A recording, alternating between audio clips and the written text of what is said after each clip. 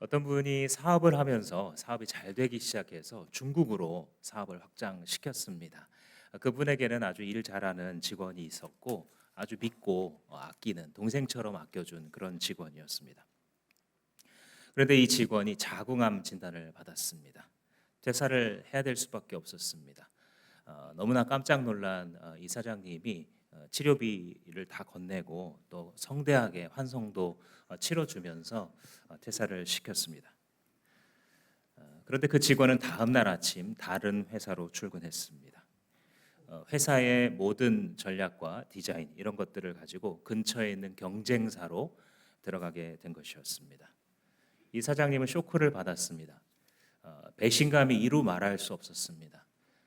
때로는 자기 집에 재워서 가면서까지 동생처럼 여기고 키워왔던 터라 인간에 대한 환멸까지 느껴졌습니다. 그런데 1년이 채 안 돼서 그 직원이 들어갔다는 그 회사가 망했습니다. 인맥도 부족하고 시장 지배력도 약했던 것 같습니다. 그리고 다시 그 직원에게 전화가 왔습니다. 사장님, 제가 기적적으로 암이 나았는데 다시 돌아가고 싶어요. 이게 도대체 사람인지 인간이라는 존재가 도대체 염치가 있어야지 이게 도대체 무슨 도리인가 너무 화가 났다고 합니다. 고민해 볼 것도 없이 당연히 안 받으려고 했고 한 번 배신한 인간이 또 배신하는 건 쉬운 일이다라고 생각을 했죠. 그런데 고민하는 모습을 보고 있었던 배우자가 옆에서 물었습니다. 지금 그 직원이 당신 사업에 꼭 필요한 상황이야? 곰곰이 생각을 해봤는데 배신을 해서 괘씸해서 그렇지 그 사람만큼 일을 꼼꼼하게 하는 직원이 없었던 것입니다. 사실은 그 직원이 필요해. 배우자가 다시 충고를 해주었습니다. 그 직원이 잘못된 행동을 하는 것은 맞는데 그런데 사업은 감정이 들어가면 안 되잖아. 그 직원이 꼭 필요하다라고 한다면 한 번 더 기회를 줘보는 건 어때? 이 사람이 아마 이런 대화를 하면서 이 사장님이 참 씁쓸했겠죠.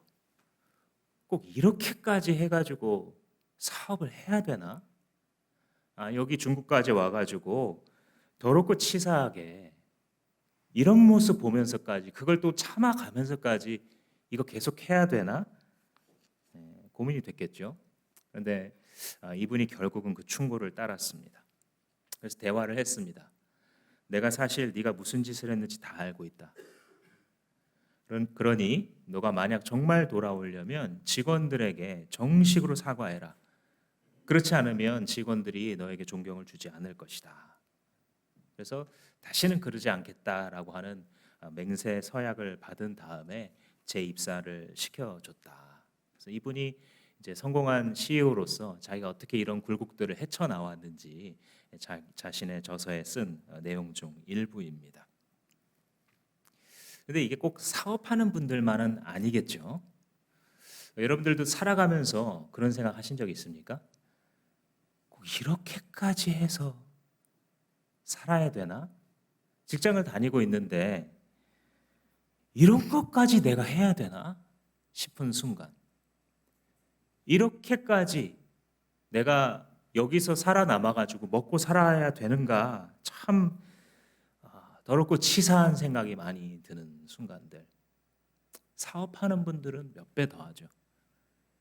정말 이렇게 해야 되는가, 이런 인간의 모습들을 보면서, 사람들의 이런 못난 모습을 보면서 이거 계속 해야 되는가 라는 질문이 들죠. 이 질문은 뭐냐면, 내가 지금 여기에 계속 열정을 쏟아붓고 있는데 이 쏟아 부을 만한 가치가 있나? 이게 이제 헷갈리는 거예요. 내가 여기다가 참고 인내를 계속 쏟아붓고 있는데 이렇게까지 하면서 해야 되는 건가 싶은 생각이 있는 거죠. 그런데 뒤집어서 생각하면요, 이렇게까지 해서라도 해야 될 일을 하고 있는 분들은 복된 사람들입니다. 한번 인생을 살면서 고생을 감수하고서라도 이 때로는 참 굴욕적인 순간을 감수하고서라도 하고 싶은 일이 있다라는 것, 이거는 얼마나 좋은 일인지 모릅니다. 사실 우리들 마음속에는요, 그 일을 못 만났을지언정 그 갈망은 다 있거든요. 한번 아무리 고생스러워도 이거 정말 한번 해내고 싶은, 여기에 정말 내 실력이라면, 어떤 내 운이라면 모든 것들 다 집어넣어서 한번 해내고 싶은 그런 순간들이죠. 바울 선생님의 인생을 만약에 옆에서 봤잖아요. 옆에서 주변 사람들이 보면 분명히 그런 평가했을 거예요. 꼭 저렇게까지 해야 되나? 아니, 저분이 뭐 하나님을 만났고 뭐 위해서 산다고 하는데 저런 것까지 견디면서 저걸 꼭 해야 되는 건가? 아마 옆에서는 안타까웠을 수 있어요. 그런데요, 스스로는 행복했을 겁니다. 그게 그만큼 가치 있는 일이라고 믿었기 때문에. 특별히 사도 바울이 가진 그 가치를 한마디로 말하자면 예수님을 위해서 내가 고생한다, 이런 가치예요. 이거 가지고 살았던 겁니다. 그리고 바울 선생님만이 아니라 사실은 모든 신자가 이 마음을 품고 살면 너무 좋아요. 정말 너무 좋은 길이에요. 내가 이 세상 살아가면서 고생을 하는데, 근데 나는 예수님을 위해서 고생해야지, 왜냐하면 그건 가치 있는 일이니까 라고 하는 생각을 갖고 살면 너무 좋은데, 왜 그게 좋은 건지, 예수님을 위해서 고생할 만한 가치가 있다는 것을 딱 붙잡고 살면 이게 왜 좋은지, 세 가지 정도 이유로 한번 생각을 해보도록 하겠습니다. 첫 번째는 예수님을 위해서 고생하는 것이 가치 있다라는 생각을 품고 살면 좋은 첫 번째 이유는 뭐냐면, 고생은 어차피 피할 수 없는 것이기 때문입니다. 고생은 우리 인생에서 피할 수 있는 것이 아니에요. 바울이 우리랑 똑같은 성정의 사람이라서 바울도 고통을 좋아한 것은 당연히 아니겠죠. 바울도 할 수만 있으면 고난을 피하고 싶어 했습니다. 오늘 이 본문의 배경은 바울이 3번 전도 여행을 하잖아요. 그리고 이제 다시 예루살렘으로 들어오려고 하는데 옆에 있는 동역자들이 말해주는 거예요. 안 왔으면 좋겠다고. 왜냐하면 이 바울에 대한 너무 안 좋은 소문이 막 퍼져 있는 거예요. 사람들이 막 너무 미워하고 여기 왔다가 큰일 날 것 같으니까 들어오지 말라라고 말해줬어요. 근데 그 소문이 뭐였냐면, 바울은 모세를 배척하는 자다, 이거였어요. 왜 요즘에 극단주의 이슬람주의자들 가운데 너희가 우리 선지자 모하멧을 무시했어? 그러고 나서 막 암살자처럼 쫓아가서 어떻게든 죽이고 이런 걸 보잖아요. 이슬람과는 좀 차이가 있겠지만 당시 1세기의 유대주의자들 그랬어요. 굉장히 극단적이었습니다. 모세를 배척했다, 이게 발작 버튼이에요. 그러면 그런 놈은 살려둘 이유가 없다, 이게 바로바로 튀어나옵니다. 성경 읽다 보면 모세를 배척했다, 이게 유대 사회에서는 아주 위험한 그런 얘기를 하는 겁니다.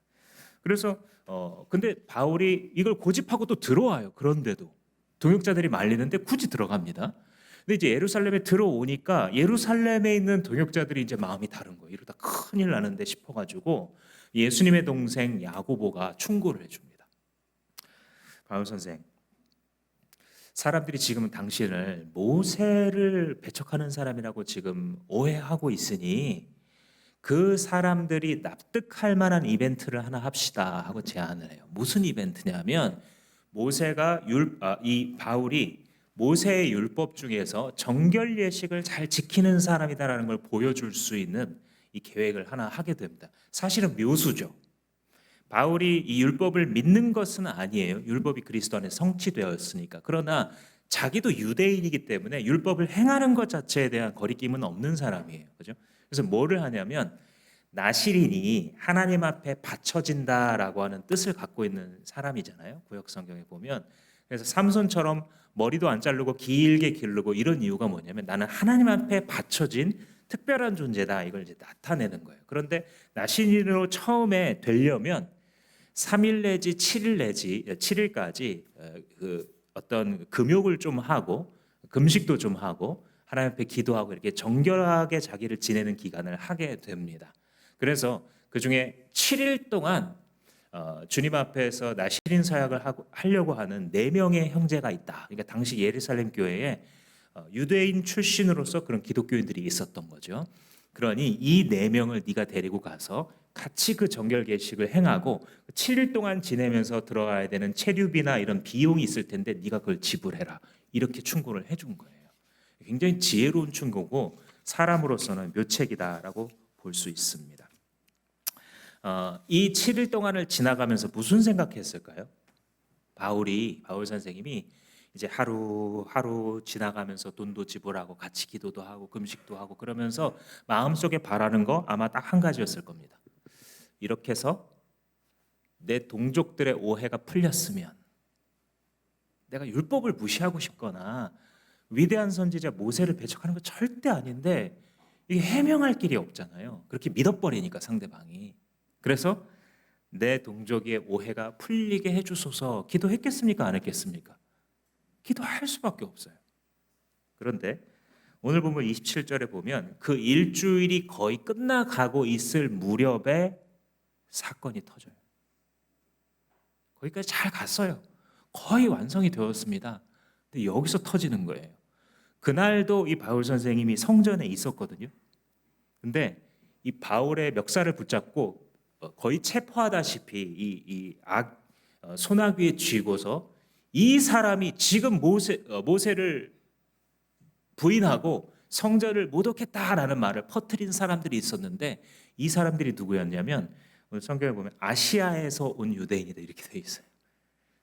원래 유대인은 이 이스라엘 땅에 있어야 되잖아요. 근데 아시아에서 온 유대인 이게 뭐냐면 당시에 그 아시아는 오늘날의 그 튀르키예의 서쪽 끝에 있는 사람들을 말해요. 그걸 아시아라고 당시에 불렀는데 그 중에 대표 도시가 바로 에베소였습니다. 에베소에서 사도 바울이 사실은 그 애정을 많이 들인 동네거든요. 그 사도 바울의 세 차례의 선교 여행을 살펴보면 어떤 데서는 뭐 한 일주일, 어떤 데서는 몇 주나 몇 달, 좀 길면 뭐 1년 이랬는데요. 에베소에서는 최소한 2년 3개월 이상 있었습니다. 에베소에 이제 들어갔는데 우상이 가득하고 하니까 복음을 전했어요. 회당에서 유대인들이 모이기 때문에 거기서 이제 접촉점을 시작합니다. 전도하는 그 출발점이 거기였던 거죠. 그런데 사람들이 관심을 갖고 모이다가 저 사람이 모세를 모독한다라고 하는 그 선동이 또 일어난 거예요. 그래서 하는 수 없이 3달 만에 회당에서 쫓겨나서 두란노 서원이라고 하는 아마도 당시 철학자들이 자신의 사상을 설파하는 학원이나 학교였던 것 같아요. 거기에 임대료를 아마 지불하고 3년 동안 성경을 가르쳤어요. 근데 얼마나 열심히 가르쳤냐면 누가의 리포트에 따르자면 당시 그 에베소에 사는 사람 중에 이제 복음을 안 들어본 사람이 없었다. 이렇게 얘기해요. 정말 열심히 사역했죠. 근데 이게 독이 됐어요. 인간적으로 보면 모든 사람이 바울을 알아보는 거예요. 이제 저 사람 예수 전하는 사람.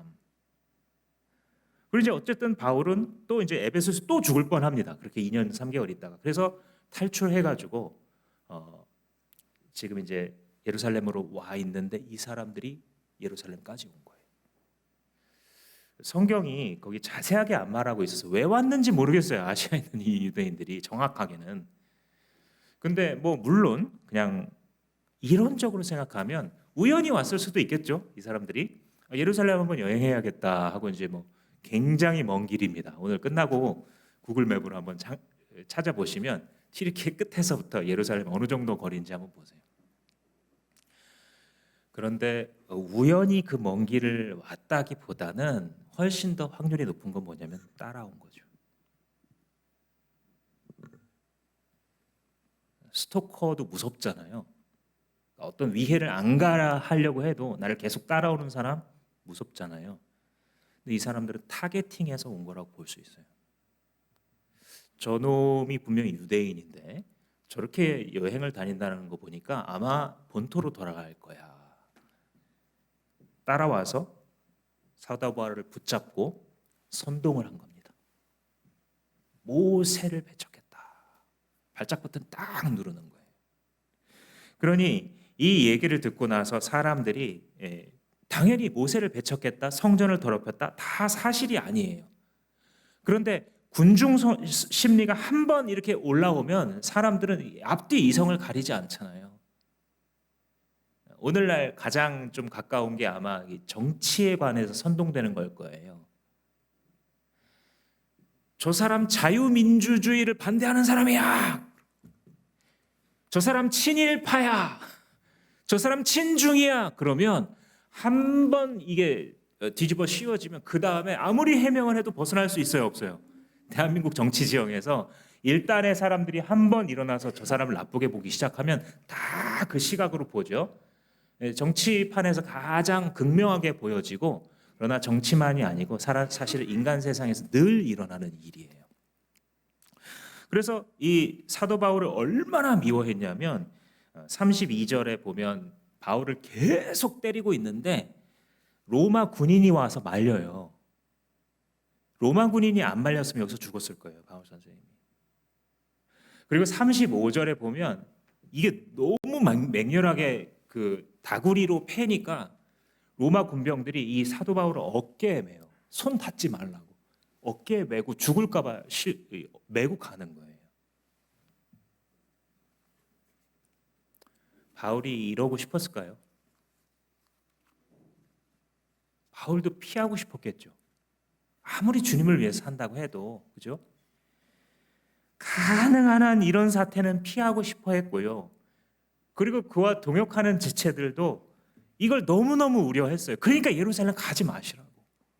에베소에서 떠나갈 때 그 에베소의 장로라 그랬죠. 그러니까 각 가정집에서 모이는 교회 지도자들, 우리로 말하면 목자님들을 불렀어요. 그러니까 에베소에서 맞아 죽을 뻔하니까 거기서 밑으로 떨어진 수키로 떨어진 밀레도라고 하는 동네로 내려오라 그래서 거기서 만났어요. 근데 사도 바울이 간다고 하니까 죽을 게 뻔해 보이니까 다 울었어요. 앞으로 다시 보지 못하겠구나. 그런데 왔는데 결국은 우려했던, 그리고 피하고자 했었던 그 일이 이제 지금 오늘 본문에서부터 이렇게 이제 이루어지고 있는 것입니다. 참 인생이라는 게 때로 돌아보면 그런 것 같아요. 이것만큼은 피하고 싶은데 이렇게 되는 것만큼은 안 일어났으면 좋겠는데 그 일이 일어나요. 상상하고 싶지도 않고 생각만 해도 불안한데 그 일이 터집니다. 잘못된 장소에서 잘못된 타이밍에. 우리 신자들의 입장에서 생각한다면 기도했는데도 그래요.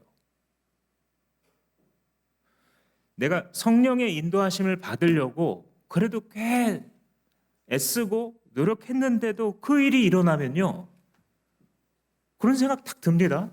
하나님 기도 안 들으시는구나.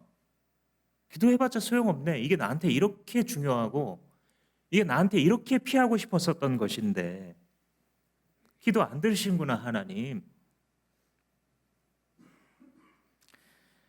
그런데 그렇지 않아요. 그렇지 않아요.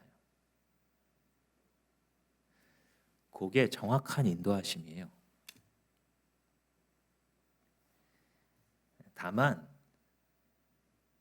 한 가지 진리를 우리가 깨달아야 되는 것은 인생에서 고생이라는 걸 피하고 싶다고 피할 수 없는 거구나. 이걸 받아들여야 되는 거예요.